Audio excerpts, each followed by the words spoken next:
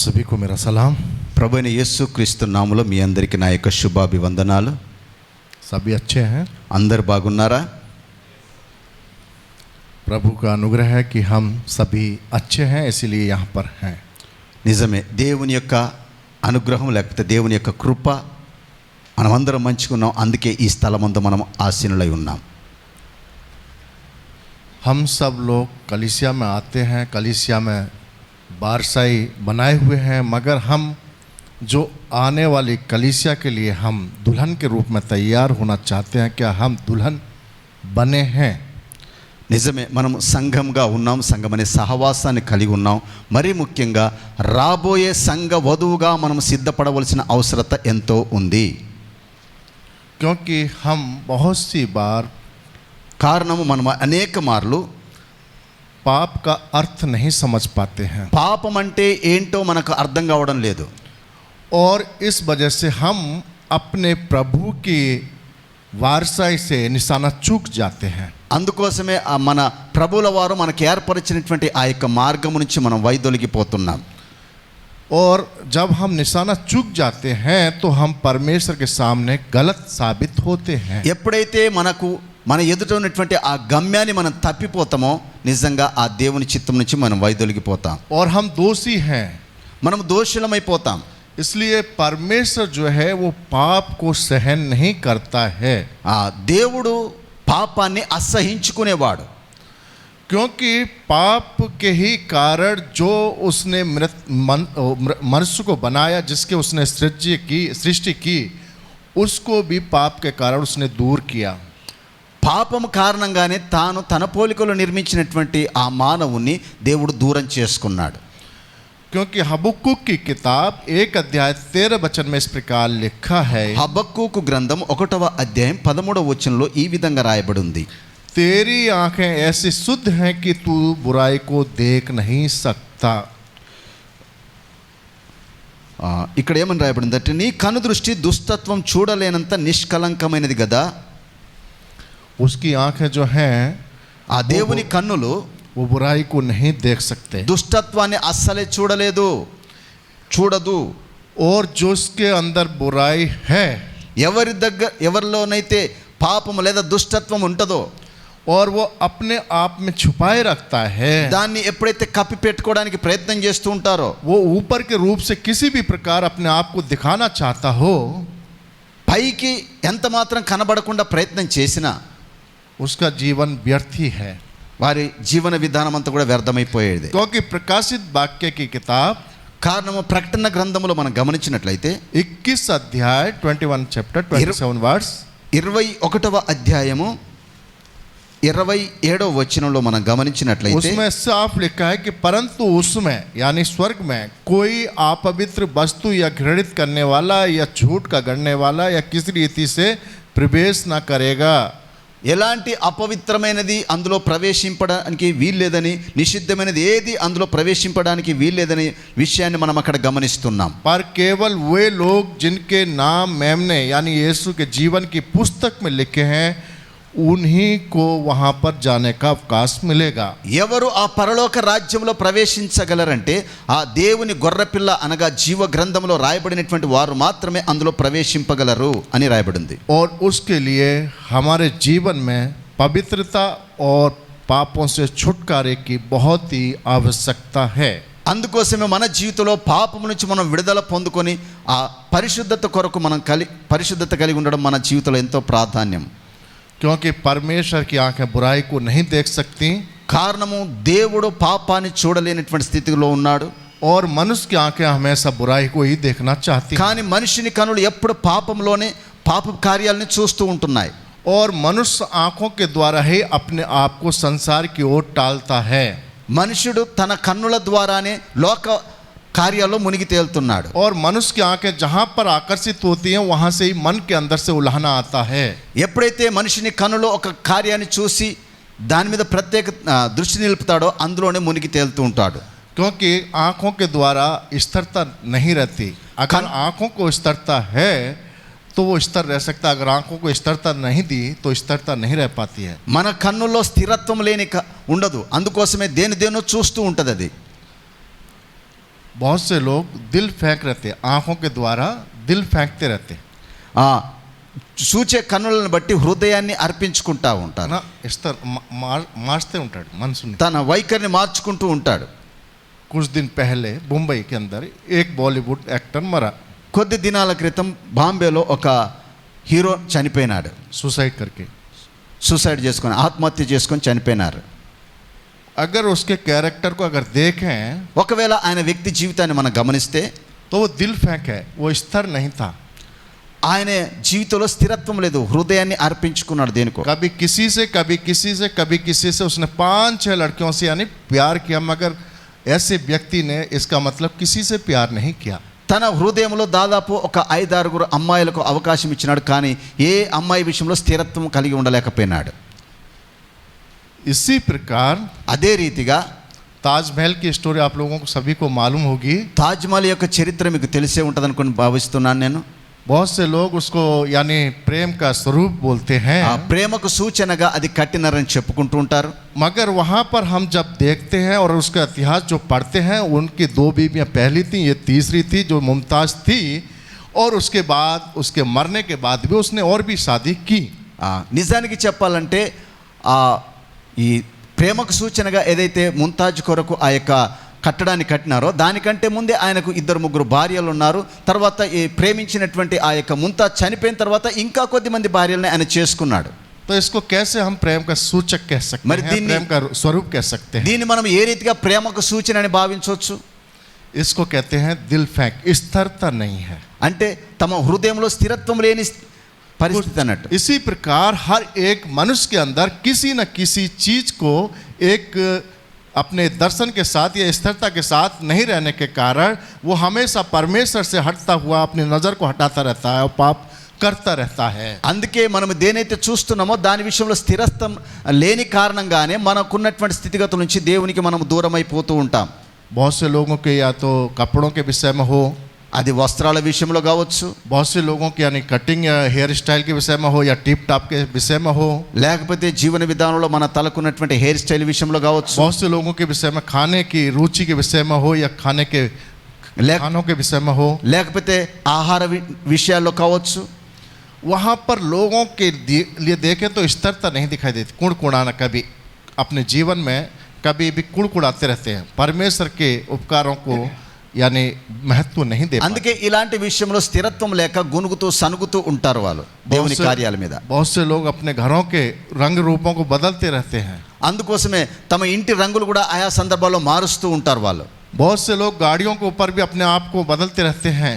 అంతేకాకుండా వాహనాల మీద కూడా తమను తాము మార్చుకుంటూ ఉంటారు. मगर कभी ऐसा खुश नहीं होते कि परमेश्वर तूने मुझे ये दिया है, उसके लिए मैं धन्यवाद देता हूँ, मैं तेरी नजर अपनी नजर तेरी ओर ही लगाता हूँ. కారణము దేవుడు మనకిచ్చిన దాన్ని బట్టి ఆ దేవుని మీద దృష్టి నిలిపి ఆ దేవుడిచ్చిన కార్యాలను బట్టి దేవునికి కృతజ్ఞతా భావంతో నేను నీలో స్థిరంగా और ये आंखें जो है जब हमें दूसरी ओर आकर्षित करती रहती है, तो हमारे मन के अंदर से वे एक आवाज आती है कि इसके लिए हमें किस रीति से धन कमाना. ఆ మన హృదయంలో పుట్టుకొచ్చే ఆ కోరికలను బట్టి మనం స్థిరత్వం లేక ఎటేటో మనం వెళ్ళిపోతూ ఉంటాం.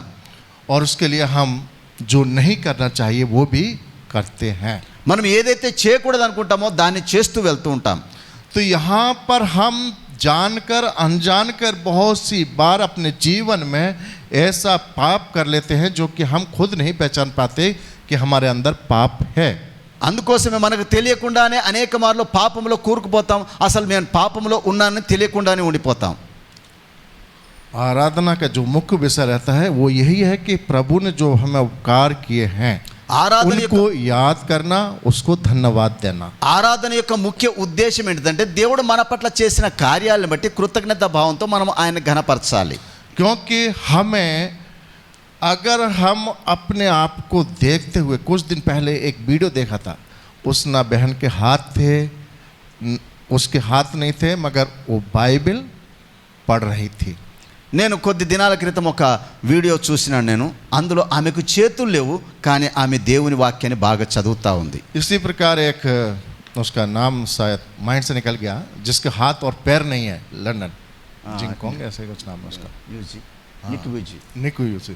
ఆస్ట్రేలియాకు సంబంధించిన నిక్ వూజీ గురించి కూడా మీకు ఒకసారి స్క్రీన్ మీద చూపెట్టినాను. వట్టి మొండమే, కాలు చేతులు ఏముండవు ఆయనకు. उस व्यक्ति के अगर मिनिस्ट्रीज के समय को और उसके काल को और उसके जो सेवा किए देशों को अगर मैं देखता हूं तो बहुत आश्चर्य होता है, अपने आप पर मुझे शर्म आती है।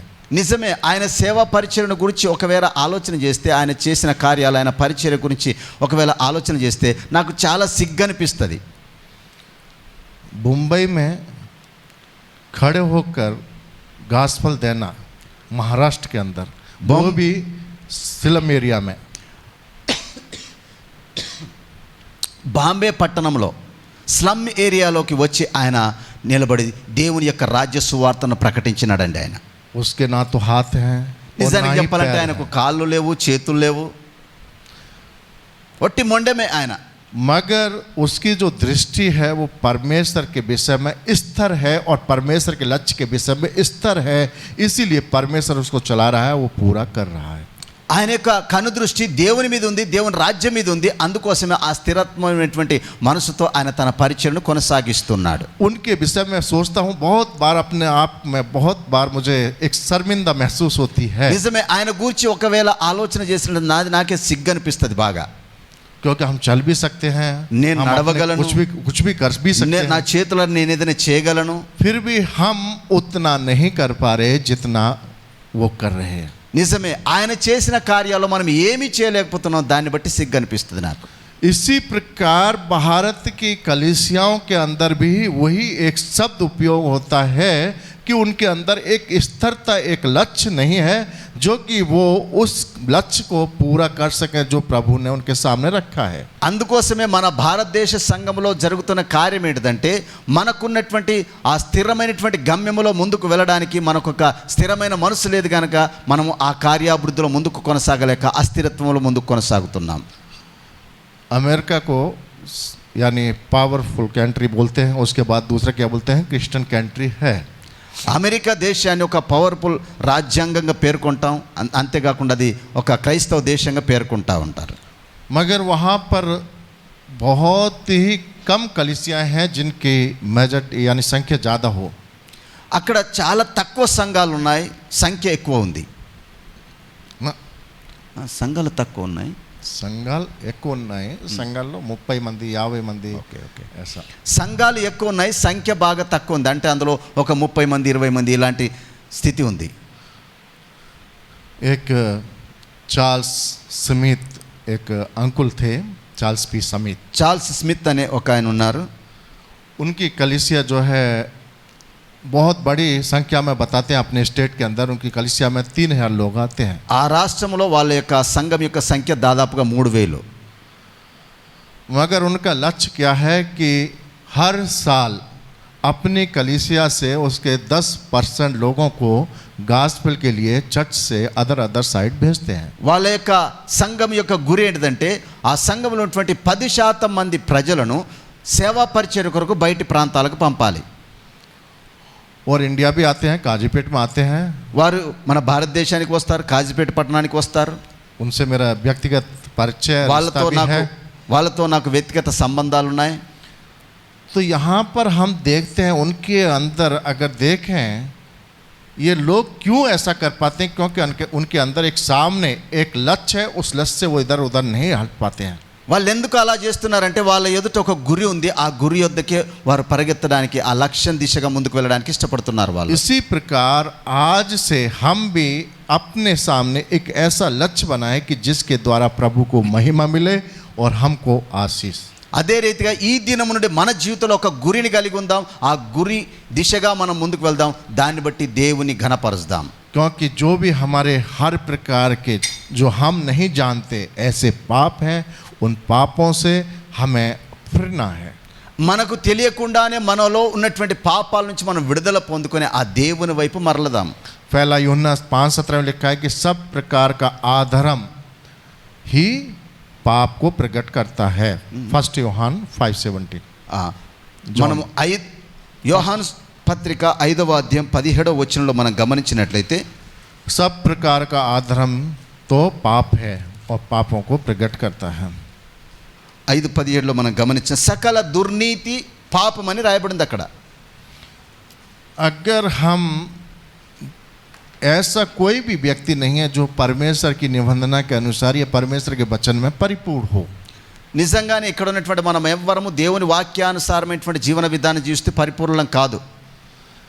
मगर परमेश्वर ये नहीं कहेगा कि आप में कुछ खासियत ज़्यादा है, आप मेरे राज्य को आ सकते हैं, ऐसा कुछ नहीं है। वहाँ सभी के लिए परमेश्वर क्या कहता है, आपको अपने आधर्म को छोड़ना है, आपको अपने आधर्मों को छोड़ना है। మనలో ఉన్నటువంటి ఆ పాపపు స్థితి నుంచి మనం విడుదల పొందుకోవాలని దేవుడు మన నుండి కోరుతున్నాడు. 80, 90, 95, 97, 99 नंबर भी हैं, हम पहुंच सकते हैं परमेश्वर के राज्य में, ये सोचना भी व्यर्थ है। 80-90% దేవుని రాజ్యంలో ఉంటారని అనుకోవడం కూడా పొరపాటు. क्योंकि हमें 100 तक अपने जीवन को ऐसा पवित्र और परिपूर्ण करना है कि परमेश्वर की इच्छा के अनुसार चलें। 100% నేను ప్రభు కొరకు జీవిస్తాను, 100% నేను ప్రభు రాజ్యంలో ఉంటాను నిశ్చయతతో మనం జీవించాలి. क्योंकि छुटकारा जो है విడుదల అనేది परिवार के लिए नहीं। बहुत सी बार क्या रहता है, परिवार में एक समानता, यानी जैसे हाथ की उंगलियां 5 बराबर नहीं रहती, उसी प्रकार परिवार में भी सभी एक समान नहीं रह पाते। కుటుంబంలో నలుగురు ఉంటే మన చేతి వేళ్ళ ఏ రీతిగా ఉంటాయో ఒక రీతిగా ఉండవో ఆ రీతిగా మన జీవన విధానాలు ఉంటాయి. इसी प्रकार हमको परिवार के विषय में नहीं, यहाँ पर लिखा है कि हमको अपने जीवन में व्यक्तिगत छुटकारे को प्राप्त करना है। అందుకోసం ఎవరి గురించో కాదు, మన వ్యక్తిగతంగా మనకున్న పాపపు స్థితి నుంచి మనం విడుదల పొందుకోవాలి. रोमियो की किताब 14 अध्याय 12 वचन लिखा है, इसलिए हम में से हर एक को రోమియోలకు రాసినటువంటి अपने పత్రిక परमेश्वर को अपना लेखा देना होगा। మనము వ్యక్తిగతంగా మనల గురించి మనమే దేవునికి లెక్క ఒప్పజెప్పవలసిన వారమై ఉన్నామని రోమియోలకు రాసినటువంటి పత్రిక 14వ అధ్యాయం 12లో మనం గమనిస్తాం. इसलिए हमें दूसरों के ऊपर बातों को छोड़कर अपने आप को बचाने का नहीं सोचना है। అందుకోసమే ఎవరి గురించో కాదు, వాళ్ళ గురించి ఆలోచన, మనల్ని మనం ఎలా కాపాడుకోవాలనే దాని గురించి మనం ఆలోచన చేయాలి. लोगों के अंदर तेलुगु में क्या बोलते हैं, साकलो, एक दूसरे के ऊपर साकलो रख के नहीं बोलते हैं। ఇతరుల గురించి మనం ఎక్కువగా మనం పలుకుతూ ఉంటాం కానీ నిజానికి మన గురించి మనం ఆలోచన చేయం. तो यहाँ पर चल सकती हैं आपकी जो भी साकलो जो भी बोलते हैं, मगर परमेश्वर के राज्य में वो चलने नहीं पाएंगी। ఇతరుల గురించి నువ్వు ఆలోచిస్తూ నువ్వు దేవుని రాజ్యంలో ప్రవేశించలేవు, కానీ దేవుని రాజ్యంలో ప్రవేశించాలి నీ గురించి నువ్వు చక్కగా ఆలోచించుకొని ముందుకు వెళ్ళాలి. इसलिए हमें अपनी आँखों से उस सृष्टिकर्ता को, उस रचनाकर्ता को अपने लक्ष्य में बनाए रखना है, और उस लक्ष्य की ओर ही हमें उसे बड़ी गहराई के साथ लेकर चलना है। అందుకే మన కన దృష్టి మన సృష్టికర్త అయినటువంటి యేసు ప్రభువారి మీద ఉంచాలి, ఆయన చేరుకోవాలనేటువంటి ఒక బలమైనటువంటి దృఢ వాంఛ మనలో ఉండాలి. अगर मैं देखता हूँ, कभी कभी सोचता हूँ, ఒకవేళ నేను ఆ రీతిగా ఆయా సందర్భాలు చూసినట్లయితే, RSS आप सभी को मालूम है, ఆర్ఎస్ఎస్ గురించి మీకు బాగా మందికి తెలుసు అనుకుంటాను బహుశా. अभी देश में पूरे में RSS के ही राज चल रहा है। నిజానికి చెప్పాలంటే ఈ దినాల్లో ఆర్ఎస్ఎస్ యొక్క మా పరిపాలన విధానమే కొనసాగుతుంది మన దేశంలో. और इतना पावरफुल हो चुका है कि उसके हाथ में जिला अधिकारी से लेकर जिला पुलिस निरीक्षक से लेकर बड़े बड़े ऑफिसर जो हाई कोर्ट सुप्रीम कोर्ट तक के जज हैं, सब उसके अंदर में हैं। ఇప్పుడున్న పరిస్థితుల్లో జిల్లా అధికారులు ఎంత ఉన్నతమైనటువంటి అధికారులైనా వారు వాళ్ళ చేతుల్లో బందీలుగా ఉన్నారు. इस संगठन को उन्होंने जब तैयार किया है, वो कुछ ही सालों का संगठन नहीं है, उनके कुछ ही सालों का कार्य नहीं है जो इतना उन्होंने ताकतवर तैयार किया है। ఇంతవరకు అంత బలంగా లేరు వాళ్ళు.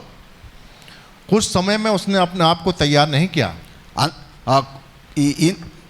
గత కాలంలో ఇంతవరకు అంత బలంగా లేరు వాళ్ళు. కొంత సమయంలో వాళ్ళు అంత బలమైనటువంటి ఆయుధాలుగా తయారు కాలేదు వాళ్ళు.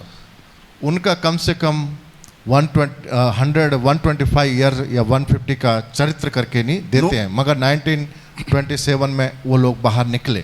127 సంవత్సరాల చరిత్ర అని చెప్తారు, కానీ 1927లో వాళ్ళు బయటకు వచ్చినట్లుగా మనం గమనించవచ్చు.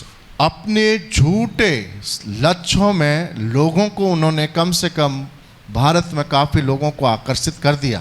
తమకున్నటువంటి అబద్ధపు గురి వైపు అనేకులు త్రిప్పుతా ఉన్నారు వాళ్ళు. केवल 125 इयर्स के अंदर उन्होंने कम से कम 20 करोड़ अपने लोगों को, संगठन को मजबूत किया, 20 करोड़ लोगों से। వాళ్ళు దాదాపుగా 20 కోట్ల మందిని ప్రభావితం చేసి తమలో ఒక గుంపుగా ఏర్పరచుకున్నారు వాళ్ళు. उसके लिए उन्होंने अपने आप को कितना समय दिया होगा और उसके हर एक मेंबर ने अपने आप में कितना समय और कितना दान दिया होगा। అందుకోసమే వాళ్ళు తమ కొరకు తాము ఎంతగా సమర్పించుకున్నారో, లేకపోతే తమ కొరకు తమ ధనాన్ని ఎంతగా సమర్పించుకున్నారో మనం ఆలోచన చేయాలి. मगर उसके हिसाब से अगर देखें, ఒకవేళ వాళ్ళతో మనం పోల్చితే यहाँ पर 1950 इयर्स बैक की ही प्रभु यीशु मसीह के शिष्य तोमा आकर प्रभु के बारे में सुसमाचार दिए। నిజానికి చెప్పాలంటే మన భారతదేశంలో తోమా కాలంలోనే మన భారతదేశానికి పరిచర్య వచ్చింది. मगर आज तक हम गिनती में लिए ఇప్పటి వరకు మనము లెక్కలో లేము అసలు నిజానికి చెప్పాలంటే. 10 करोड़ भी लोग गिनती में नहीं है, ఒక 10 కోట్ల మంది కూడా లెక్కలో లేరు. ज़्यादा है मगर गवर्नमेंट की गिनती ही ओरिजिनल मानी जाती है। ఎక్కువ ఉండవచ్చు, కానీ ప్రభుత్వ లెక్కల ప్రకారం అంతమంది లేం మనం.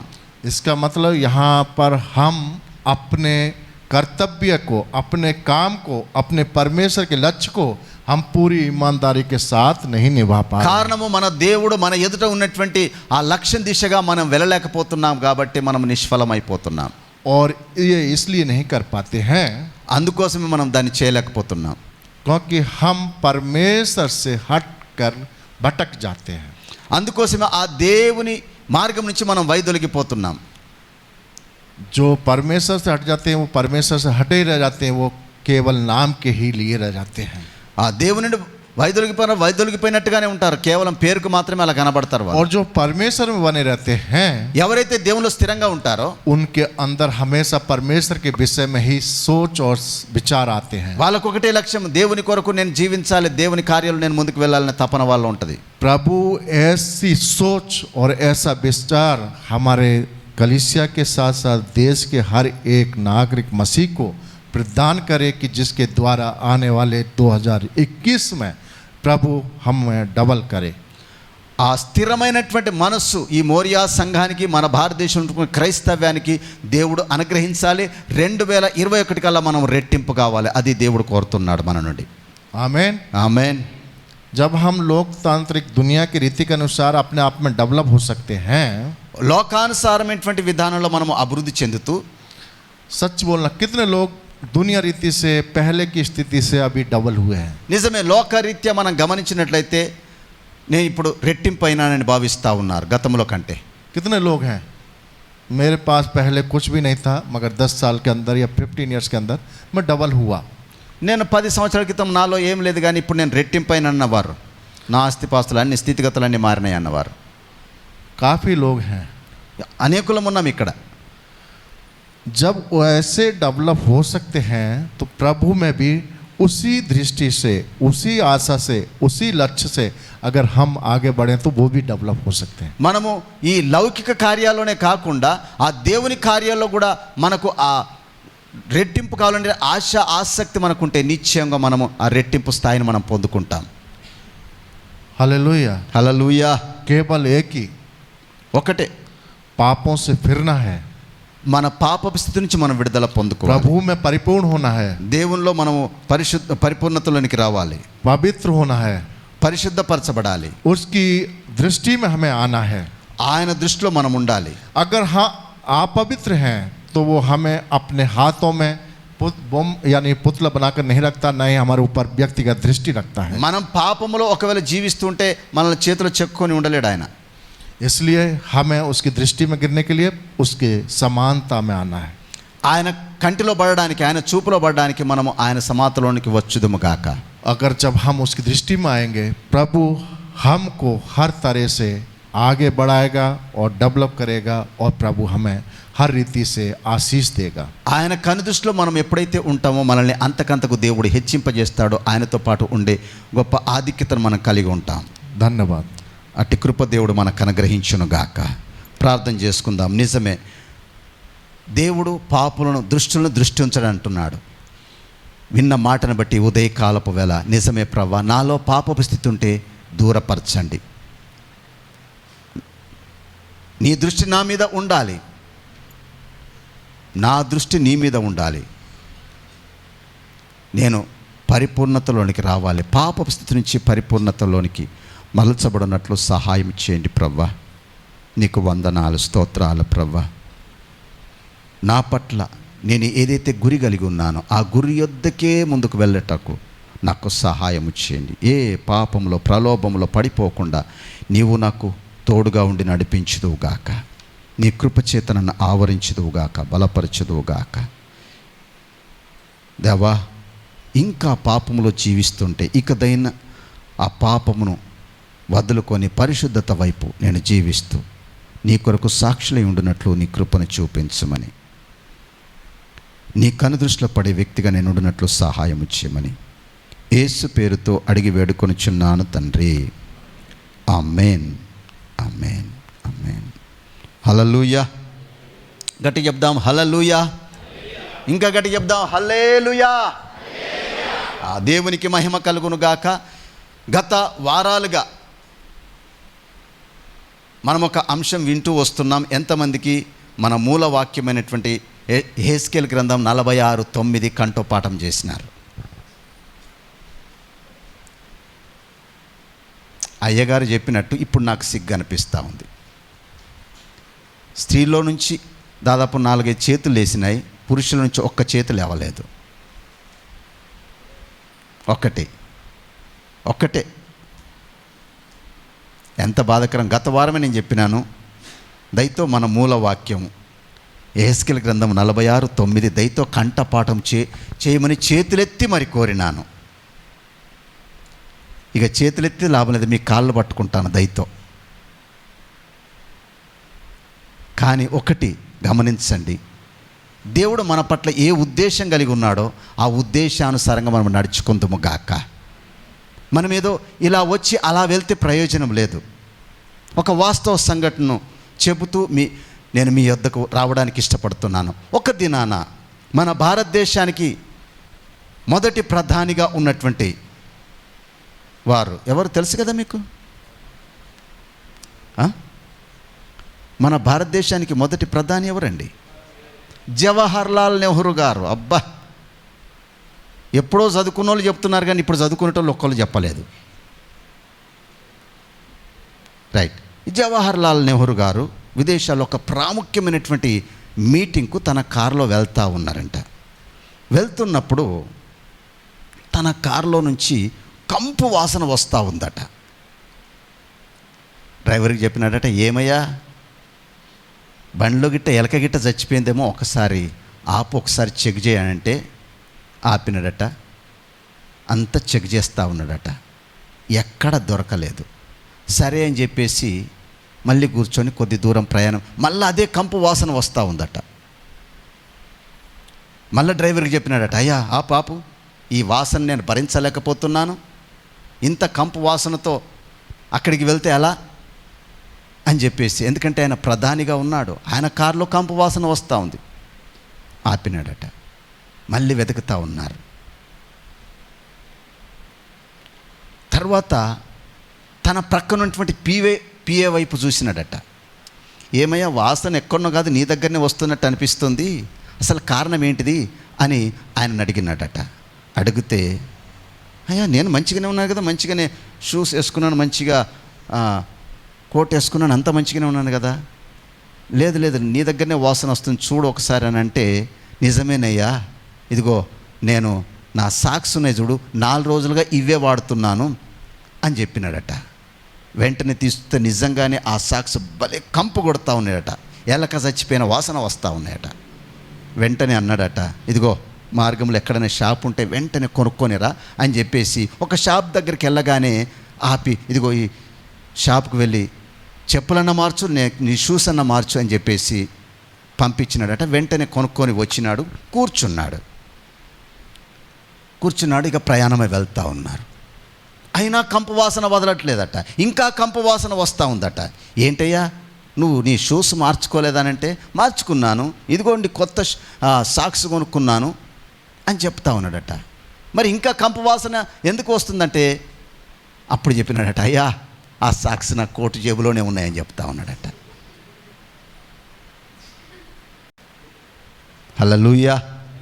ఒక్క దేశానికే ప్రధానిగా ఉన్నటువంటి ఆ వ్యక్తితో ప్రయాణం చేస్తూ కంపు కొట్టే ఆ సాక్షిని ఎక్కడ పెట్టుకున్నాడు? తనలో పెట్టుకున్నాడు. సంగమా, అందుకోసమే దయతో గమనించండి. ఇందాక అయ్యగారు చెప్పినట్టు మనము రాజులకు రాజు ప్రభువులకు ప్రభు అయినటువంటి ఆ దేవదేవుని సేవిస్తున్నామని చెప్పుకుంటూ ఏదో పాపపు కంపు అనేది మనలో పెట్టుకొని ఉంటున్నాం. అలాంటి కంపు ఒకవేళ నీలో నాలో ఉంటే దేవుడు కోరుతున్నాడు ఏంటి తెలుసా? దయతో నీ నుండి తొలగించుకోమని కోరుతా ఉన్నాడు. యాకోబు జీవితంలో చివరి అంశంలో నేను మిమ్మల్ని ముందుకు నడిపించాలని ఆశపడతా ఉన్నాను. ఆది కాండం ఒకసారి వద్దాం. ఆది కాండంలోనికి మనము వద్దాం. ఆది కాండం, నిజమే, ఆది కాండంలో మనము యాకోబు జీవితంలో చివరి ఘట్టంలోనికి వద్దాం. 6 రకాల మార్పులు ఆయన జీవితంలో జరిగినట్లుగా గత వారాలుగా మనం చూస్తూ వచ్చినాం. నిజంగా చివరి మార్పు ఏం వచ్చింది అనేది ఒకసారి మనం గమనించినట్లయితే మన జీవితంలో కూడా అలాంటి మార్పుతో మన జీవంగల దేవుణ్ణి మనం సేవించేవారుగా మలచబడదుము గాక. ఆది కాండం 33వ అధ్యాయం 20వ వచనం మనం గమనిస్తాం. ఆది కాండం 33వ అధ్యాయం 20వ వచనం. అక్కడ ఒక బలిపీఠం కట్టించి దానికి ఎలోహి ఇజ్రాయేలు అను పేరు పెట్టెను. అంతేకాకుండా అక్కడే 35వ అధ్యాయము 1వ వచనాన్ని కూడా మనం చదువుదాం. దేవుడు యాకోబుతో, నీవు లేచి బేతేలునకు వెళ్ళి అక్కడ నివసించి నీ సహోదరుడైన ఏశావు ఎదుటి నుండి నీవు పారిపోయినప్పుడు నీకు కనబడిన దేవునికి అక్కడ బలిపీఠము కట్టుమని చెప్పగా. తర్వాతి వచనాల్లో మనం గమనించినట్లయితే యాకోబు చేసిన పనేంటి తెలుసా? ఆయన బలిపీఠమును కట్టే కార్యాల్లో ముందుకు కొనసాగినాడు. దేవునికి మహిమ కలుగును గాక. బలిపీఠము కట్టడం అంటే దాని అర్థం ఏంటి తెలుసా? తన్ను తానే పూర్తిగా తన జీవితాన్ని సమర్పించుకోవడం. ఈ ఉదయకాలపు వేళ ప్రభు ప్రేమను బట్టి నేను కోరుతున్నాను, నిజమే, మార్పు ఎందుకు రావడం లేదు మన జీవితంలో? కారణం ఏమిటంటే మనల్ని మనం ఇంకా పూర్తిగా సమర్పించుకునే అనుభవంలో ఉండలేకపోతున్నాం. ఎప్పుడైతే నిన్ను నీవు నీ జీవితాన్ని పూర్తిగా సమర్పించుకుంటావో అప్పుడే నీ జీవితంలో ఒక మార్పు వస్తుంది. నీవు ఒక స్థిరమైన నిర్ణయం తీసుకోవాలి. ఎందుకు మనం మారడం లేదు? కారణం ఏమిటి అంటే మన నిర్ణయం కరెక్ట్గా లేదు. ఇక్కడ ఎప్పుడైతే రాత్రంతా దేవునితో గడిపినాడో, దేవుని సన్నిధానంలో ఉన్నాడో, తెల్లవారు లేవగానే ఒక బలిపీఠం కట్టాలనేటువంటి ఒక దృక్పథంతో ఆయన జీవిస్తూ ఉన్నాడు. గత దినాల్లో మనం గమనించినాం, దాదాపు 6 రకాల మార్పులు వచ్చినాయి. ఏంటేంటిది చెప్పగలరు? 1, పేరు మారింది. చెప్పాలి. ప్రార్థన మారింది, చూపు మారింది, మాట మారింది, నడక మారింది, చివరిది మనస్సు మారింది. ఇప్పుడు 7వది పూర్తిగా జీవితమే మారిపోవడానికి గల కారణం ఏంటంటే తాను తీసుకున్న నిర్ణయం. హల్లెలూయా. ఈ ఉదయకాల సమయంలో మీరు ఇక్కడ ఉన్నారు ఎందుకు తెలుసా? మీరు తీసుకున్న నిర్ణయాన్ని బట్టి మీరు ఈ దినాన ఈ సమయంలో ఈ స్థితిలో ఉన్నారు. మీరు ఒకవేళ లేదు నేను గుడికి పోను అనే నిర్ణయం తీసుకొని ఉంటే ఈ దినాన్ని ఇక్కడ ఉండేవారు కాదు. నిజమే, మొన్న ఎవరో నాకు వాట్సాప్ లింకులో ఒక లింక్ పంపినారు, కదిరే కృష్ణ గారిది. సరే పంపినారు కదా, నేను సాధారణంగా దేవుని వాక్యానికంటే వింటే వేరే వాటిని వినను. ఆయన గురించి చాలామంది చెప్తూ ఉంటారు. వేదాల నుంచి చాలా చక్కగా ఆయన వివరించగలడు. ఎలాంటి సవాలుకైనా ఆయన ధీటుగా నిలబడతాడని ఆయన గురించి విన్నాను. సరే అని చెప్పేసి ఆ లింకును నేను ఓపెన్ చేసి దాన్ని వింటూ ఉన్నాను. వింటున్నప్పుడు అందులో ఒక మాట చెప్పినాడు తన సహోదరుని గురించి, తన తమ్ముని గురించి. ఏమన్నాడు తెలుసా? ఆయన ఏమన్నాడు తెలుసా? ఇదిగో నా తమ్ముడు క్రిస్టియన్, శనివారము ఆదివారం వచ్చిందంటే ₹1 కోటి ఇచ్చిన వాడు వేరే కార్యంలోనికి రాడని చెప్పినాడు. వానికి ₹1 కోటి నువ్వు ఇవ్వు, కానీ శనివారం ఆదివారం రోజు వచ్చిందంటే ఆ కార్యక్రమాల్లోనే వాడు కొనసాగుతాడు. వాని భక్తి ఏదో భక్తి, అందులోనే కొనసాగుతాడు అని తన సహోదరుడు కదిరి కృష్ణ గారు సాక్ష్యం ఇస్తున్నారు తన తమ్ముని గురించి. ఈ మాట వింటున్నప్పుడు నీకొక సవాల్, నువ్వు ఒక నిర్ణయం తీసుకున్నావు. నా దేవుని నేను సేవిస్తాను, నా దేవుని కొరకు నేను జీవిస్తాను, నేను పాపస్థితి నుంచి విడుదల పొందుకునే రక్షణ అనుభవంలో నువ్వు నిర్ణయం తీసుకున్నావు. బాప్తిస్మపు అనుభవంలో నిర్ణయం తీసుకున్నావు. ఇప్పుడు నా ప్రశ్న, నువ్వు నిర్ణయానికి నువ్వు కట్టుబడి ఉన్నావా?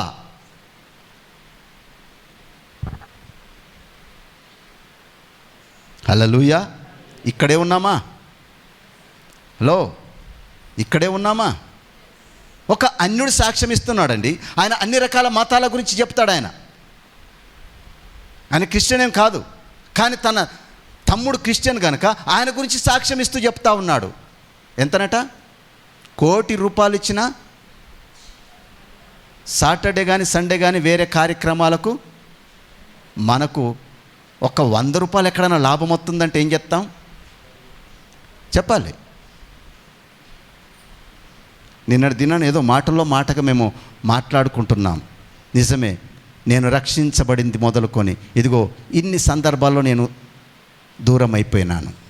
ఇంతవరకు నేను ఏ విషయంలో దూరం కాలేదని ఒక్కొక్కరు తమ జీవితాల్లో సాక్ష్యం చెప్తా ఉన్నారు. మంచిది, దేవునికి మహిమ కలుగును గాక. అది అనుకోని పరిస్థితులను బట్టి ఆ రీతిగా మేము దేవుని సన్నిధికి దూరం అయిపోయినాం. కానీ ఇంతవరకు నిజంగా కావలసుకొని ఎప్పుడు బంధువులను బట్టో, వాళ్ళని బట్టో, వీళ్ళని బట్టో, లేకపోతే వ్యాపారాన్ని బట్టో, ఉద్యోగాన్ని బట్టో మేము దూరం కాలేదని చెప్పినారు. దాన్ని బట్టి నేను సంతోషించినాను. దేవునికి మహిమ కలుగును గాక. అందుకోసమే నువ్వు తీసుకున్న నిర్ణయం ఏంటిది? నువ్వు ఇక్కడ యాకోబు తన జీవితాన్ని పూర్తిగా ప్రతిష్ఠిత చేసుకుంటున్నారు. మీరు దాని తర్వాత ఒకసారి ఆది కాండమును అలా మనం తిరిగేద్దాం. చూడండి, 34వ అధ్యాయంలో గమనించినట్లయితే అక్కడ దీనాను గూర్చినటువంటి సంఘటన మనం గమనిస్తాం.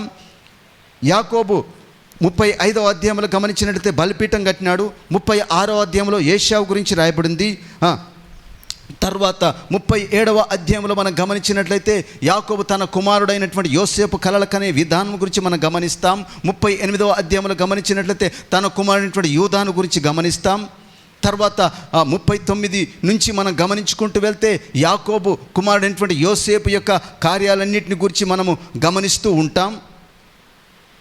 తర్వాత మనకు యాకోబు ఎప్పుడు కనబడతాడు తెలుసా? ఈ ఆది కాండంలో 40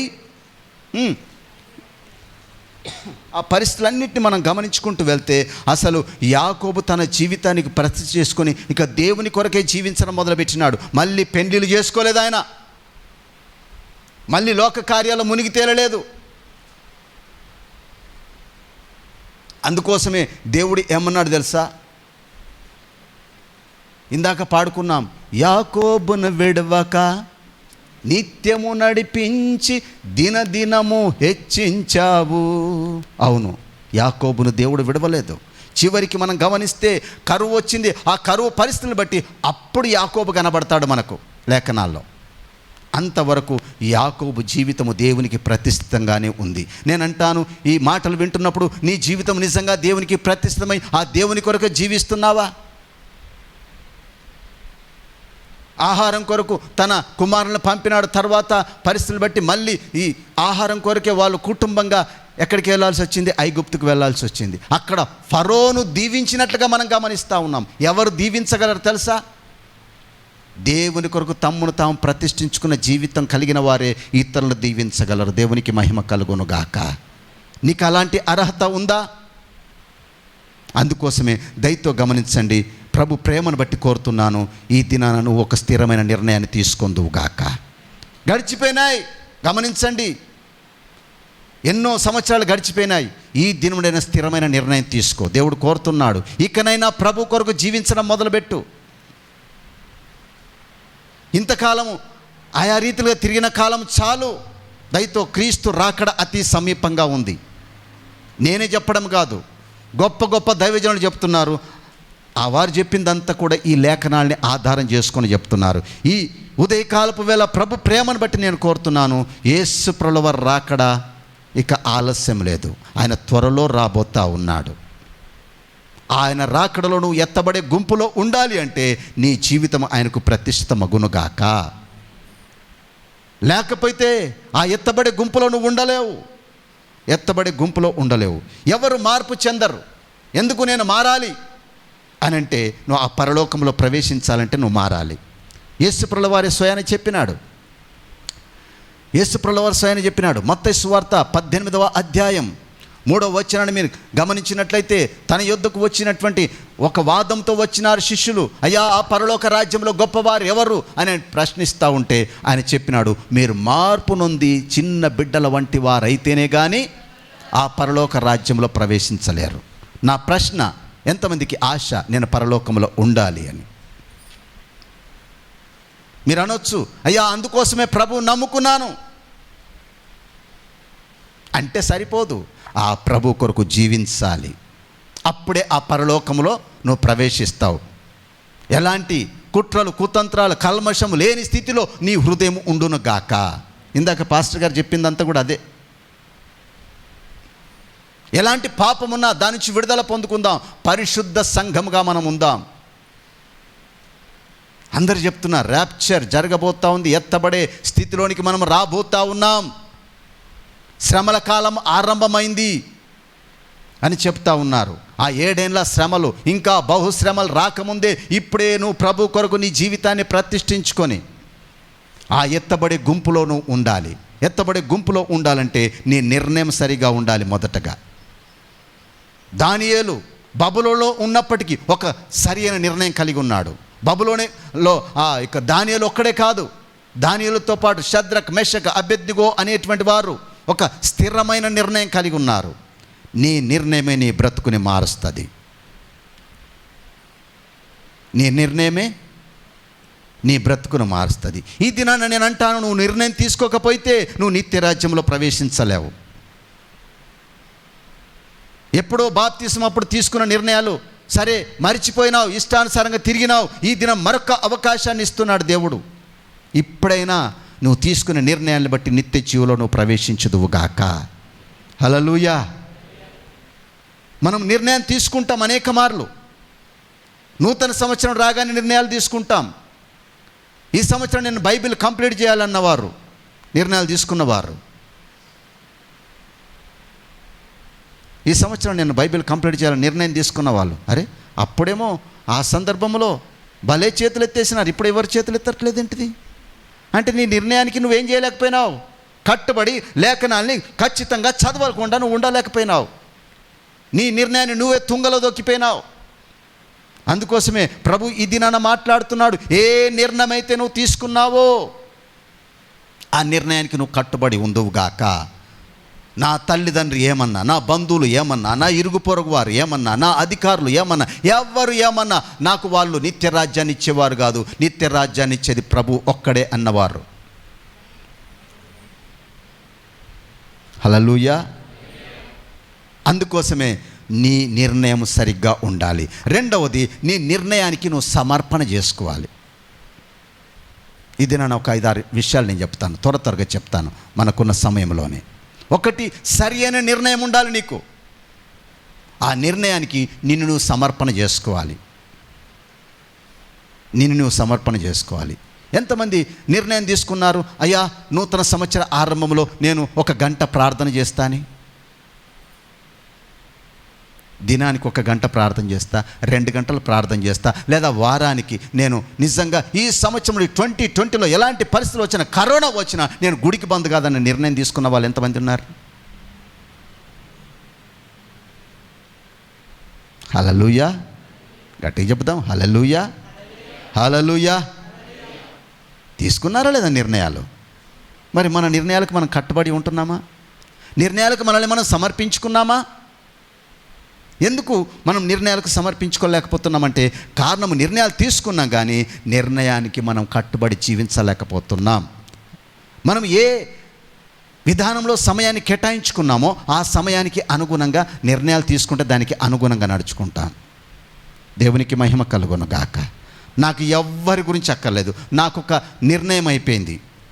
ఈ కరోనా కాలంలో దేవుడు నాతో మాట్లాడి నన్ను దర్శించినాడు. నా భార్య లేచినా లేవకపోయినా నేను ఉదయకాలము 3:30-4కు మెలకు వస్తుంది, నేను లేవాలి, ప్రార్థన చేయాలి. నేను నిర్ణయం తీసుకున్నాను. ఆ నిర్ణయాన్ని బట్టి ఆ టైంలో లేస్తూ ఉన్నాను, దేవునితో సమయం గడుపుతూ ఉన్నాను. ఆ సమయంలో ఎక్కువగా సంఘం గురించి ప్రార్థన చేస్తూ ఉన్నాను. ఆ సమయంలో ఎక్కువగా ఈ ఉట్నూరు ప్రాంతం గురించి ప్రార్థన చేస్తున్నాను. నేను పరిస్థితిని చూడబోతున్నాను. దేవునికి మహిమ కలుగును గాక. నా నిర్ణయాన్ని బట్టి దేవుడు పరిస్థితులు మార్చబోతూ ఉన్నాడు. అలాంటి నిర్ణయం నువ్వు తీసుకున్నావా? గత 2 రోజులు కొద్దిగా అనారోగ్య పరిస్థితులను బట్టే సరిగ్గా నేను లేవలేకపోయినాను. కానీ మెలకు వస్తే దేవుని మందిరంలో వచ్చి మోకరించడం అలవాటు చేసుకున్నాను. దానికంటే ముందే నిర్ణయం తీసుకున్నాను. ఇప్పటికీ ఆల్రెడీ నాది బైబిల్ ఒకసారి కంప్లీట్ అయిపోయింది. దేవునికి మహిమ కలుగును గాక. రెండవసారి బైబిల్ చదువుతూ ఉన్నాను. ఆల్రెడీ ఇప్పుడు నాది 2వ దినవృత్తాంతములు అయిపోయింది. మిగతా భాగాలన్నీ అయిపోయినాయి. ఇక మిగిలింది ఏంటి తెలుసా? 2వ దినవృత్తాంతములు అయిపోయిన తర్వాత ఇంకేమున్నది? ఆల్రెడీ కీర్తనలు అయిపోయినాయి. ఇక ఆ మధ్యలో ఉన్నటువంటి పుస్తకాలు మాత్రం మిగిలిపోయినాయి. అది వారంలో కంప్లీట్ చేసేస్తాను. దేవునికి మహిమ కలుగును గాక. తీసుకున్న నిర్ణయం ఈ దినాన ఒక నిర్ణయం తీసుకుంటావు. ఏమని తెలుసా? నేను ఇలా ఆరాధన కాగానే మటన్ షాప్కి వెళ్ళాలి, 1 కిలో మటన్ తీసుకోవాలి, ఇలా బిర్యానీ వండుకోవాలి. ఒక నిర్ణయంతో నువ్వు వచ్చినావు. అవునంటారా కాదంటారా? అయ్యా, ఆహారం కొరకు మేము నిర్ణయం తీసుకోలేదు, ఇంకా నిర్ణయాలు తీసుకోవలసిన పరిస్థితులు ఉన్నాయి. మన జీవన విధానంలో నేను ఈ బట్టలు కొనుక్కోవాలి, ఈ ఆహారం తినాలి అని నిర్ణయాలు తీసుకుంటున్నప్పుడు నువ్వు దేవుని కొరకు జీవించాలని ఒక నిర్ణయం తీసుకోకపోతే ఎలా? అందుకోసమే నిర్ణయం తీసుకోవాలి. ఆ నిర్ణయానికి నీవు ప్రతిష్ఠించుకోవాలి. నిర్ణయానికి అనుగుణంగా క్రమశిక్షణను పాటించాలి. 3వది, క్రమశిక్షణను పాటించాలి. దయతో గమనించండి. పాస్టర్ గారిని కూడా నేను క్షమాపణ కోరుతా ఉన్నాను. ఎందుకు తెలుసా? సాయంకాలం మాకున్న అనుభవం ఏంటి తెలుసా? ఎవరిక్కడికి వచ్చినా విజిటింగ్కి వెళ్ళాలని మేము నిర్ణయం తీసుకున్నాం. ఆయా సందర్భాల్లో పాస్టర్ గారు మా దగ్గరికి వస్తారు, మాట్లాడుతూ ఉంటారు. మాట్లాడుతూనే మేము తయారైపోతాం. ఇక పాస్టర్ గారు గురి తిరుగుతాడు, అబ్బో వీళ్ళు బయటకు వెళ్తారు, నేను వీళ్ళతో ఉంటే లాభం లేదని అయ్యగారు కూడా వెళ్ళిపోతారు. ఎందుకంటే మనం నిర్ణయం తీసుకుంటే ఆ నిర్ణయానికి ఏం చేస్తాం చెప్పాలి? క్రమశిక్షణ. నేను ఈ టైంలో ఇక్కడ ఉండాలి, ఈ టైంలో ఇక్కడ ఉండాలి, ఈ టైంలో ఇక్కడ ఉండాలి. అవునా? హల్లెలూయా. ఆ నిర్ణయం లేకపోతే, ఆ క్రమశిక్షణ నీకు లేకపోతే ప్రమాదకరం. మన పిల్లల్ని స్కూల్కి ఎందుకు పంపిస్తాం చెప్పాలి? క్రమశిక్షణ నేర్చుకోవడానికి. అక్షరాభ్యాసం మనం ఇంట్లో కూడా నేర్పించవచ్చు. ఇప్పుడు కరోనా కాలంలో చాలామంది తల్లిదండ్రులు నేర్పిస్తున్నారు. ఇక కొద్దిమంది తల్లిదండ్రులు అయితే గాలికే వదిలేస్తున్నారు, అది వాళ్ళ ఇష్టం. కానీ చెప్తున్నాను ఒక మాట. కాబట్టి క్రమశిక్షణ, అవునా, ఇది చాలా అవసరం ఒక వ్యక్తి జీవితానికి. అలాంటి క్రమశిక్షణతో నువ్వు ముందుకు కొనసాగాలని ప్రభు ప్రేమను బట్టి కోరుతున్నాను. నువ్వు మార్పు చెందాలంటే నువ్వు నిర్ణయం తీసుకోవాలి. నువ్వు మార్పు చెందాలంటే నీ నిర్ణయానికి నువ్వు సమర్పించుకోవాలి. నువ్వు మార్పు చెందాలంటే క్రమశిక్షణ కలిగి ఉండాలి. నువ్వు మార్పు చెందాలంటే నీకు ధైర్యం ఉండాలి. కొద్దిగా ధైర్యం ఉండాలి. ఎందుకంటే ధైర్య సాహసాలతోటే మనం ముందుకు వెళ్ళొచ్చు. దేవునికి మహిమ కలుగును గాక. అందుకే ఆ అన్య దేశంలో, ఆ బబులోను రాజ్యంలో షద్రక్, మెషక్, అబేద్నెగోలు ఒక నిర్ణయం తీసుకున్నారు. మేము ఆ ఆహారం తినము అంటే తినం. ఎప్పుడైనా నిర్ణయం తీసుకున్నామా? హల్లెలూయా. ఆ దేవునికి మొక్కం అంటే మొక్కం. వారు ప్రతిరోజు ప్రార్థన చేసేవారు, ముమ్మారు ప్రార్థన చేసేవారు అని రాయబడింది. క్రమశిక్షణ అలవర్చబడింది వాళ్ళకి. వాళ్ళ జీవితాలను మనం గమనించినట్లయితే, హల్లెలూయా, ఎక్కడ లేని ధైర్యం. నువ్వు తీసుకున్న నిర్ణయానికి నీకు ధైర్యమును దేవుడే అనుగ్రహిస్తాడు. దేవునికి మహిమ కలుగును గాక. అందుకే ధైర్యం ఉండాలి. ఎవడు ఏమన్నా అనుకోనివ్వండి. ఆ యూదా బాలుడితో పాటు ఇంకా అనేక మంది ఆ దేశానికి తీసుకొని రాబడినారు. నేనంటాను, అలాంటి ధైర్యం నీకుందా ఈ దినాన? దేవుని వాక్యం సెలవిస్తూ ఉంది, నీతిమంతుడు సింహం వలె ధైర్యంగా ఉంటాడు. నీ నిజంగా ధైర్యవంతుడవైతే నీ నిర్ణయానికి కట్టుబడి జీవిస్తావు. నేనంటాను, నీవు నిర్ణయానికి ధైర్యం చూపలేకపోతున్నావా అంటే నీలో పిరికితనం ఉంది. కానీ దేవుడైతే కోరుతున్నాడు, దేవుడు నీకు ప్రేమయు, శక్తియు, ఇంద్రియ నిగ్రహం గల ఆత్మను ఇచ్చాను, కానీ పిరికితనం గల ఆత్మను ఇవ్వలేదు. అందుకే పిరికివారు ఎక్కడ చేరారు? నిత్య రాజ్యంలో ప్రవేశించరు, నిత్య నరకాగ్నిలో ఉంటారు వాళ్ళు. అందుకోసమే నీకు ధైర్యంగా ఉండాలి, నువ్వు ధైర్యం ఉండాలి. హల్లెలూయా. ఈ 5 కార్యాలు నీ జీవితంలో జరగాలి. మరి ఎవరు మార్పు చెందరు? ఒక 3 విషయాలు నేను త్వరగా చెప్పేస్తాను. 3 విషయాలు ఎవరు మార్పు చెందరు అనంటే, 1 బుద్ధిహీనులు. నేనంటాను, ఇక్కడున్న మనమందరం బుద్ధిమంతులమే. బుద్ధిహీనులు, వాళ్ళని మెంటల్ అంటారు కదా, మానసిక స్థితి చక్కగా లేనటువంటి వారు. వాళ్ళకు నిర్ణయాలు తీసుకోవాల్సిన పని లేదు. ఎంతమంది అంటారు, నిజంగా నేను బుద్ధిమంతుడను, నేను బుద్ధిమంతుడను, నేను బుద్ధిమంతుడను. అయ్యా నాకు బుద్ధి ఎట్లా వస్తుంది అంటే, దేవుని మాట విను. దేవుని వాక్యం సెలవిస్తూ ఉంది, ఈ నా మాటలు విని దాని ప్రకారం చేసేవాడు బుద్ధిమంతుడు. నువ్వు దేవుని మాటలు విని దాని ప్రకారం చేస్తే నువ్వు బుద్ధిమంతుడు. ఒకవేళ దేవుని మాటలు విని దాని ప్రకారంగా చేయకపోతే, నేను చెప్పడం లేదు, దేవుని వాక్యమే సెలవిస్తూ ఉంది, నువ్వు బుద్ధిహీనుడవు. అవునంటారా? నా మాటతో ఏకీభవిస్తారా? హల్లెలూయా. ఎవరిని సరిగ్గా మార్పు చెందరంటే చెప్పాలి, మార్పు చెందని వారు ఎవరు? బుద్ధిహీనులు. బుద్ధిహీనులు.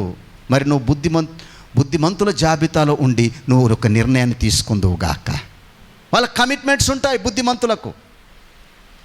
ఆ కమిట్మెంట్ని బట్టి, అందుకే ఆ బబులోను దేశంలో బుద్ధిమంతులై ఆకాశమండలోని జ్యోతుల వల్ల వారు ప్రకాశిస్తూ ఉన్నారు. దేవునికి మహిమ కలుగును గాక. హల్లెలూయా. అందుకోసమే మనం బుద్ధిమంతులంగా ఉందముగాక. ఇంకా లేఖనాలు సెలవిస్తున్నాయి. అసలు ఇందాక పాస్టర్ గారు చెప్పినాడు కదా, అమెరికా నిజానికి చెప్పాలంటే క్రిస్టియన్ కంట్రీ. అవునంటారా? Christian country. కానీ ఈ టెక్నాలజీ ఏం చేసింది తెలుసా? ఇప్పుడున్న పరిస్థితుల్లో ఈ టెక్నాలజీ పెరిగిపోవడాన్ని బట్టి అమెరికాలో చాలామంది దేవుడు లేడనే స్థితికి వచ్చినారు. అందుకే వింతైన పోకడలు పోయినారు వాళ్ళు. దాన్ని బట్టి జరిగిన కార్యం ఏంటి తెలుసా? విదేశాల నుంచి వెళ్ళినటువంటి అనేకులు అక్కడ గుళ్ళు కట్టేసినారు. అక్కడ గుళ్ళు కట్టేసినారు. దేవునికి స్తోత్రం. ఈ ట్రంప్ వచ్చిన తర్వాత ఒక్క గుడి కట్టడానికి నిర్ణయం ఇవ్వలేదట. దేవునికి మహిమ కలుగును గాక. టెక్నాలజీ ఏం చేస్తుంది తెలుసా? దేవుడు లేడనేటువంటి బుద్ధిహీనతలోనికి తీసుకొస్తూ ఉంది. ఎందుకంటే అందరూ దేన్ని నమ్ముతున్నారు? అసలు ఈ టెక్నాలజీకి మూలమైనటువంటి దేవుని ఘనపరచడం లేదు. టెక్నాలజీని ఆధారం చేసుకొని ఏమంటున్నారు తెలుసా? దేవుడు లేడంటున్నారు. ఆ దేవుడు లేడన్న వాడు ఎవడట తెలుసా? దేవుని వాక్యం సెలవిస్తుంది, వాడు బుద్ధిహీనుడు అని రాయబడింది. అవునా? చెప్పాలి నాకు. ఇక్కడే ఉన్నామా? అసలు మాటలు వింటున్నామా లేదా? కొద్దిగా ఘాటుగానే చెప్తున్నాను, దయతో. నేను దేవుని మాటలు చెప్తున్నాను, దేవుని మాటలకు విరుద్ధంగా ఏం మాట్లాడను. గట్టి చెప్దాం, హల్లెలూయా. అయితే నువ్వు బుద్ధిమంతుడవని నేను భావిస్తున్నాను. అందుకే మనము నిర్ణయం తీసుకొందుము గాక. బుద్ధి లేని వారే, అంటే మానసిక స్థితి చక్కగా లేని వారే సరైన నిర్ణయాలు తీసుకోరు. రెండవది, ఎవరు మార్పు చెందరు అంటే చచ్చిన వారు. హలో, ఎవరు నిర్ణయం తీసుకోరు? ఒకటి, బుద్ధిహీనుడు నిర్ణయాలు తీసుకోడు. రెండవది, చచ్చినోడు నిర్ణయం తీసుకోడు. ఎందుకు? చచ్చిన శవానికి ఏం లేదు, జీవమే లేదు వాళ్ళలో. అందుకే ఈ దినాల్లో ఒక భక్తుడు అన్నాడు, భక్తుడు అన్నమే కాదు, ఆ దేవుని వాక్యాన్ని ఆధారం చేసుకొని చెప్పినాడు, ఈ దినాల సంఘములో ఉన్న ప్రతి ఒక్కరూ జీవం కలిగిన వారుగా ఉండాలి. కానీ పేరుకు మాత్రమే ఎలా ఉన్నారట తెలుసా? జీవించుచున్నావనే పేరు మాత్రం కలిగి ఉన్నవారు ఉన్నారట. దేవునికి మహిమ కలుగును గాక. అలాంటి స్థితిలో ఉన్నావా? చచ్చిన స్థితిలో ఉన్నావా ఆత్మీయంగా? అయితే ఈ దినాన ఇందాక పాస్టర్ గారు చెప్పినట్టు వాక్యాన్ని బట్టి నీ పాపము నుంచి నువ్వు విడుదల పొందుకొని నీవు పరిపూర్ణతలోనికి ఒక నిర్ణయం తీసుకొని నువ్వు జీవం కలిగిన వాడుగా ఉందువుగాక. శారీరకంగా బ్రతికే ఉన్నాం, ఆత్మీయంగా చచ్చిన స్థితి నేటి దినాల సంఘాల్లో. నువ్వు ఒకవేళ ఆ స్థితిలో ఉన్నావా? అయితే నువ్వు తిరిగి జీవాన్ని పొందుకోవాలంటే దేవుని వాక్కు నీలో ప్రవేశించునుగాక. ఎందుకంటే దేవుని వాక్యం మనల్ని ఏం కలగజేస్తుంది? మృతులైన లాజరులోనికి యేసు ప్రభువారి వాక్కు వచ్చింది. లాజరు అనగానే ఏం చేసినాడు తెలుసా? నేను లాజరుని అని పెట్టినాను, కానీ ఈ దినాన అదే నిన్ను పిలుస్తా ఉన్నాడు. ఈ దినాన నువ్వు సచ్చినావు, ఎంతో కాలం అయిపోయింది, ఆయన 4 రోజులైంది, కానీ నువ్వు ఎన్నో సంవత్సరాలు అయింది. ఇప్పుడైనా నువ్వు ఏం చేయు? జీవాన్ని పొందుకో. ఎందుకంటే చచ్చిన వారు ఏం చేయలేరు? మార్పు చెందరు. చచ్చిన శవాలు ఇంకా అది ఏమైపోతూ ఉంటుంది? కుళ్ళిపోతూ ఉంటుంది, కానీ దానివల్ల ఏమీ ప్రయోజనం ఉండదు. అందుకోసమే నిర్ణయాలు తీసుకొని వారు, ఒకటి బుద్ధిహీనులు, రెండవది చచ్చిన వారు, మూడవది సోమరులు, బద్ధకస్తులు. వీళ్ళు ఎప్పుడు ఏం చేస్తూ ఉంటారో తెలుసా, నిర్ణయాలు తీసుకుందామని వాయిదాలు వేస్తూ ఉంటారు. ఆ గుంపులో నువ్వు ఉన్నావేమో మరి ఈ సమయంలో నువ్వు పరిశీలన చేసుకో. వీళ్ళు ఏం చేస్తూ ఉంటారు, సరే ఇవాళ వాక్యం వచ్చింది కదా, ఇవాళకి మాత్రం ఏం చేస్తాను, ముగిస్తాను, తర్వాత వచ్చే వారం నుంచి ఏం చేస్తాను, కరెక్ట్గా బ్రతకడానికి ప్రయత్నం చేస్తాను. ఈ దినాల్లో క్రైస్తవం ఎందుకు మార్పు చెందలేకపోతుందంటే తాము తీసుకొనవలసిన నిర్ణయాలను సోమరితనంతో వాయిదాలు వేస్తూ ఉన్నారు. ఇక సోమరితనం గురించి నేను చెప్పాల్సిన అవసరం లేదు, సామెతల గ్రంథంలో చాలా వివరించినాడు జ్ఞాని అయిన సొలొమోను. అవునా? హల్లెలూయా, గట్టిగా చెప్దాం హల్లెలూయా. సోమరుడు ఎప్పుడు ఏమంటాడు,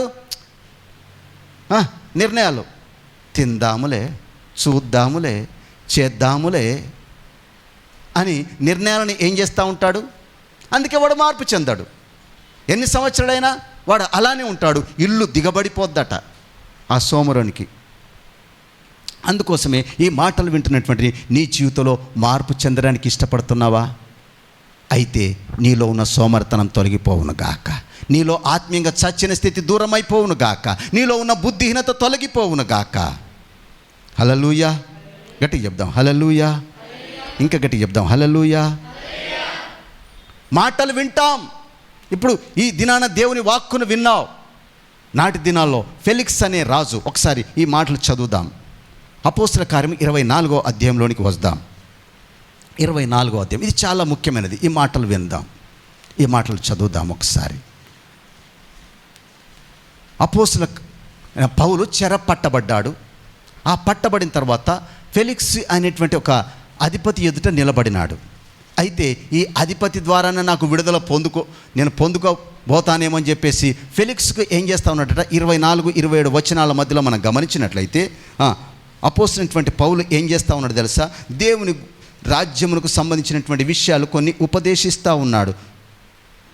24 నుంచి మనం గమనించినట్లయితే కొన్ని దినములైన తర్వాత ఫెలిక్స్ యూదురాలైన ద్రుస్సిల్ల అను తన భార్యతో కూడా వచ్చి పౌలుని పిలిపించి క్రీస్తు యేసునందలి విశ్వాసమును గూర్చి అతడు బోధింపగా వినెను. అప్పుడు అతడు నీతిని గూర్చియు ఆశా నిగ్రహమును గూర్చియు రాబోయే విమర్శను గూర్చియు ప్రసంగించుచుండగా ఫెలిక్స్ మిగుల భయపడి ఇప్పటికి వెళ్ళము. సోమరోడు విన్నాడు, నాకు ఇప్పుడు సమయం లేదు, మళ్ళా నిర్ణయం తీసుకుంటా. మనం వాక్యం విన్నాం. హల్లెలూయా. ఈ దినాన తీర్మానం చేసుకోవలసిన అవసరత నీకుందని నేను భావిస్తూ ఉన్నాను. భార్య ఎవరట తెలుసా? యూదురాలు. ఈ ఫెలిక్స్ అనేవాడు అన్యుడు. సరే, ఏదో రీతిగా భార్యను బట్టి మొత్తానికి వాక్యం విన్నాడు. ఇప్పుడు ఎవరి ద్వారా? పౌలు ద్వారా. వాక్యం విన్న తర్వాత ఆ నిత్య నరకాగ్ని గురి కాకుండా నిత్య జీవం కొరకాల్సిన ఒక నిర్ణయం తీసుకొనవలసిన వాడు ఏం చేసినాడు తెలుసా? ఇప్పుడు నాకు టైం లేదు అని చెప్పేసి ఏం చేసినాడు తెలుసా? తర్వాత వచ్చిన చదవండి ఒకసారి. ఏమంటున్నాడు తెలుసా? ఇప్పుడు నాకు టైం లేదు. అది కాదు, మీరు చదవలసిన వాక్యం. ఇప్పుడు ఏమంటున్నాడు తెలుసా? ఇప్పటికి వెళ్ళము, నాకు సమయమైన నిన్ను పిలిపింతునని చెప్పాను. ఆ తర్వాత పౌలు వలన తనకు ద్రవ్యం దొరకని మాటికి పిలిపించుకుంటా ఉన్నాడు, కానీ ఏం చేయలేకపోతున్నాడు? రక్షణ గురించి నిర్ణయం తీసుకోలేకపోయినాడు. సంగమా, ఈ దినాన వాక్యాన్ని విన్నావు. ప్రభు ప్రేమను బట్టి చేతులెత్తి మరి కోరుతా ఉన్నాను, నువ్వు మార్పు చెందాలని. ఎంతకాలం మార్పు లేని క్రైస్తవులుగా మనం జీవిస్తాం? మార్పు చెంది మనకున్న అవకాశాన్ని మనం సద్వినియోగపరుచుకునే వారంగా మనము ఉందుముగాక. హల్లెలూయా. అదే రీతిగా ఇంకొక వ్యక్తి కూడా ఉన్నాడు. అపోస్తల కార్యం 8వ అధ్యాయంలో గమనించినట్లయితే అక్కడ గారెడి సీమోను గురించి రాయబడింది. ఆ సమరయ పట్టణాన్ని ప్రభావితం చేసిన భయాందోళనకు లేకపోతే గొప్ప కార్యాలకు నిలయంగా మలచబడినటువంటి వాడు ఈ గారెడి సీమోను. అయితే ఆ పట్టణానికి ఫిలిప్పు వచ్చి ఎప్పుడైతే దేవుని రాజ్య సువార్తను ప్రకటించినాడో, ఈ గారెడి సీమోను చేసిన కార్యాల కంటే బహు అద్భుతమైన కార్యాలు జరిగినాయి. ఆ కార్యాలు చూసి ఈ గారెడి సీమోను కూడా ఏం చేసినాడు తెలుసా? ప్రభువునందు విశ్వాసం ఉంచినాడు, బాప్తిసం కూడా తీసుకున్నాడు. దేవునికి మహిమ కలుగును గాక. అలాంటి అనుభవంలోనే ఈ దినాన నువ్వు నమ్మి బాప్తిసం పొందుకున్నావు కావచ్చు. బాప్తిసం పొందుకున్నవారు. దాన్ని కూడా వాయిదాలు వేసేవాళ్ళు ఉంటారు కదా. అప్పుడు పెళ్ళెప్పుడు తీసుకుంటా, లేకపోతే సావు దగ్గరికి వచ్చినాక అప్పుడు తీసుకుంటా అనే నిర్ణయాలు చేసేవాళ్ళు ఉంటారు. వాళ్ళంతా సోమరులో, గుర్తుంచుకోనండి, సోమరులే. మార్పు చెందడానికి ఇష్టపడరు. హల్లెలూయా. తర్వాత ఆ సమరయలో దేవుని రాజ్యం కట్టబడుతుందనే సమాచారం విని పేతురు ఆ పట్టణానికి వస్తాడు. పేతురు పట్టణానికి వచ్చి అక్కడ అనేకులు చేతులు ఉంచగానే అందరి మీదకి ఏం దిగి వస్తూ ఉన్నది? పరిశుద్ధాత్ముడు దిగి వస్తూ ఉన్నాడు. మనోడు ముందే బిజినెస్ మ్యాన్ కదా, కొద్దిగా అయ్యా ఇదిగో ఈ డబ్బు తీసుకోండి, నేను కూడా ఎవరి మీద చేతులు ఉంచితే వాళ్ళ మీదకి దేవుని ఆత్మ దిగి రావాలి అని చెప్తా ఉన్నాడు. ఎప్పుడైతే ఆ మాట అన్నాడో పేతురు ఒక మాట అన్నాడు. చూడండి ఏమన్నాడు తెలుసా? పేతురు, నువ్వు ద్రవ్యమిచ్చి డబ్బిచ్చి దేవుని వరాన్ని కొనుక్కోవాలనుకుంటున్నావు. నీ వెండి నీతో కూడా నశించును గాక, నీ హృదయము. ఆగండి, ఇక్కడ దేవుడు అంటున్నాడు, సంగమా ఈ దినాన దేవుడు సెలవిస్తున్నాడు, నీ హృదయము. ఇందాక చెప్పినట్టు కదా, పాపం ఎక్కడుంటుంది చెప్పాలి. అయ్యగారు చెప్పినారు కదా ఇందాక, పాపం ఎక్కడుంటుంది? ఈయన హృదయము ఎలాంటిదో తెలుసా? నీ హృదయము దేవుని ఎదుట సరి అయినది కాదు. సరి చేసుకోమని ప్రభు ప్రేమను బట్టి ఈ దినాన దేవుడు కోరుతున్నాడు. నీ హృదయం సరి చేయబడును గాక. నీ హృదయం ముందు ప్రభువుకు ఒక స్థానం ఇచ్చి ఇప్పటి నుండైనా స్థిరమైన నిర్ణయంతో ప్రభువును సేవించే విధానంలోనికి వచ్చుదువు గాక. హల్లెలూయా. అందుకే కళ్ళు మూసుకుందాం, ప్రార్థన చేసుకుందాం. నీ హృదయం ఎలాంటిది? ఈ సమయంలో నీ హృదయం ఎలాంటిది? యాకోబు ఒక స్థిరమైన నిర్ణయం, దానికి కట్టుబడి వెళ్తా ఉన్నాడు. అవును ప్రభువా, నిజమే, ఒక నిర్ణయం తీసుకో, మోకరించు, అవసరమైతే అడుగు దేవుణ్ణి. సంవత్సరాలు గడిచిపోయినాయి, ఇక సెప్టెంబర్ మాసం అయిపోతుంది, ఇక 3 నెలలే ఉంది 2020లో. ఏ నిర్ణయం అయితే తీసుకున్నావో ఆ నిర్ణయాన్ని పూర్తి చేయడానికి నీకు మరొక అవకాశం. మోకరించి నిర్ణయం తీసుకో. ప్రభా, నిజమే, నా సమయాన్ని నేను వ్యర్థం చేసినాను, నీ నిర్ణయం సరిగ్గా ఉండాలి. ఎవ్వరు ఏమనుకున్న పర్వాలేదు, నేను దేవుని కొరకు జీవిస్తాను, దేవుని కార్యాల్లో పాలిభాగస్వామి అవుతాను. ఒక అన్యుడే తన తమ్ముని గురించి సాక్ష్యం ఇస్తూ ఉన్నాడే. 1 కోటి రూపాయలు ఇచ్చిన నా తమ్ముడు శనివారం ఆదివారం రోజు ఏ కార్యంలోనికి పాలిభాగస్వామి కాడు, అలాని మా బంధుత్వం కోల్పోలేదు అని చెప్తా ఉన్నాడు. అవును, నీ నిర్ణయం ఏంటిది? ఏ నిర్ణయంతో నువ్వు ప్రభువును సేవిస్తున్నావు? నిర్ణయానికి నిన్ను నువ్వు సమర్పించుకున్నావా?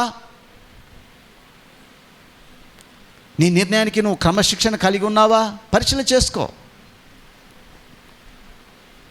బలిపీఠం అంటేనే ప్రతిష్ఠించుకోవడం.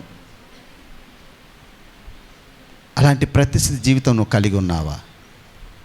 నీ హృదయం నిజంగా దేవుని ఎదుట సరి అయినదేనా? పరిశీలన చేసుకుందాం, పరిశీలన చేసుకుందాం. కొన్ని మాటలే ఈ దినాన దేవుడు నీతో మాట్లాడితే, నిజమే, ఎవరు నిర్ణయం తీసుకోలేరు, ఎవరు మార్పు చెందడానికి ఇష్టపడరు అని అంటే బుద్ధిహీనులు, మానసిక స్థితి చక్కగా లేనటువంటి వారు నిర్ణయాలు తీసుకోలేరు. ఆ చేత కాదు వాళ్ళకు, కారణము వాళ్ళ బుద్ధిహీనతది. నువ్వు బుద్ధిమంతుడు అయితే నువ్వు నిర్ణయం తీసుకుంటావు. ఎవరు నిర్ణయం తీసుకోరు? చచ్చిన వారు. ఆత్మీయంగా నువ్వు చచ్చిపోయిన స్థితిలో ఉన్నావా? ఏదో పేరుకు మాత్రమే శారీరకంగా బ్రతికున్నావు అనే స్థితిని నువ్వు కలిగి ఉన్నావేమో. ఈ దినం మన నిర్ణయం తీసుకో, అది మార్పు చెందడానికి మూలమవుతుంది. ఎవరు నిర్ణయం తీసుకోరు? బుద్ధిహీనులు, చచ్చిన వారు, బద్ధకస్తులు, సోమరితనం, వాయిదాలు వేయకు. ఈ దినం అవును, నా దేవుని కొరకు నేను బ్రతుకుతాను, బ్రతుకుట క్రీస్తే, చస్తే నాకు లాభం. అవును ప్రవ్వా, చాలు, ఇంతకాలం చాలు నాయనా. అనేక మార్లు తీసుకున్న నిర్ణయాలకి కట్టుబడి జీవించలేక నిన్ను సంతోషపరచలేక నీకు దుఃఖాన్ని ఆయాసాన్ని కలుగజేసి పాపంలో జీవిస్తూ వచ్చినాను, పరిశుద్ధతను కోల్పోయినానయ్యా. అడుగు దేవుణ్ణి, ప్రార్థించుకోవడానికి సమయం ఇస్తున్నాను. దయతో నిర్ణయం తీసుకో, ఇదే అనుకూల సమయం అని భావించు.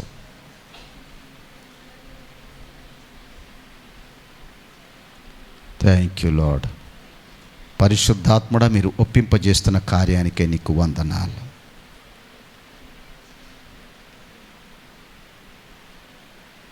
నీ నిర్ణయాన్ని బట్టి నువ్వు దేవుని సేవించుదువుగాక, నీ నిర్ణయాన్ని బట్టి నువ్వు దేవుని ఆరాధించుదువుగాక, నీ నిర్ణయాన్ని బట్టి నువ్వు నిత్య జీవంలో ప్రవేశించుదువుగాక.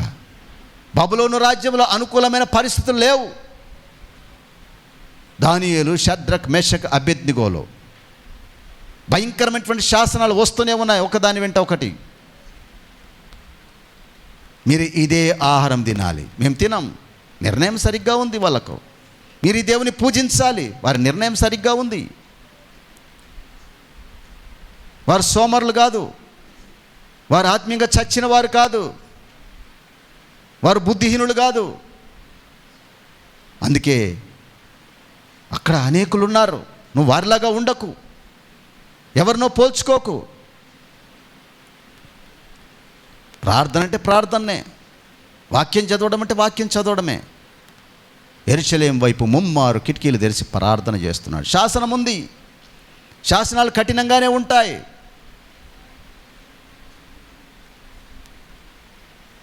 Thank you lord. ఈ దినం నుండి నిజమే ప్రభువా, ఒక రూపాంతర అనుభవంలో నేను సేవించుట కొరకు నీ జనులను ముందుకు నడిపించమని. అయ్యా, పలుకబడిన నీ వాక్కు నీ ఆత్మ ప్రేరేపణ బట్టి మేము పలికినాం ప్రభువా. వాక్కు నాది కాదు, మాది కాదు నాయనా. పరిశుద్ధాత్ముడా, వాక్కు నీది. ఒప్పింపజేసే దేవుడవు, సర్వసత్యంలోనికి నడిపించే దేవుడవు. ఒకవేళ బుద్ధిహీనత ఉంటే తొలగించు నాయనా. ఆత్మీయంగా చచ్చిన స్థితి ఉంటే తొలగించు ప్రవ్వా. సోమరితనం ఉంటే దూరపరచు ప్రవ్వా. ఒక సరి అయిన నిర్ణయంతో నిన్ను సేవించుట కొరకు, నీ కార్యాభివృద్ధిలో ముందుకు కొనసాగుట కొరకు సహాయము చేయండి అయ్యా. ఉన్నతమైనటువంటి దేవుడవైన నీవు, రాజులకు రాజు, ప్రభులకు ప్రభు, నిన్ను సేవిస్తున్నటువంటి మాలో ఇంకా పాపపు కంపు ఉండిపోవడానికి వీల్లేదు అయ్యా. ఆ ప్రధాని పిఏ గారు కంపును ఎంటబెట్టుకొని ఉంటా ఉన్నారు. ఒక గొప్ప వ్యక్తితో ఉంటే ఇంకా కంపు కలిగి ఉన్నాడు. నేను అలా కలిగి ఉంటే నిష్ప్రయోజనం ప్రవ్వా. దాంతో నేను ఎప్పుడు నీతో ఉండలేను ప్రవ్వా. నువ్వు అసహించుకునే దేవుడు, పాపం అంటే అసహించుకునే వాడవు. పాపిని ప్రేమించినావు కానీ పాపాన్ని నువ్వు ద్వేషించినావయ్యా. దేవా, ఇది నువ్వు మాట్లాడిన మాటకై నీకు స్తుతులు.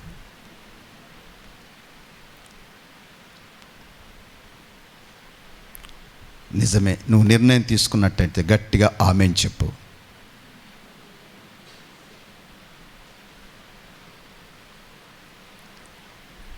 హల్లెలూయా.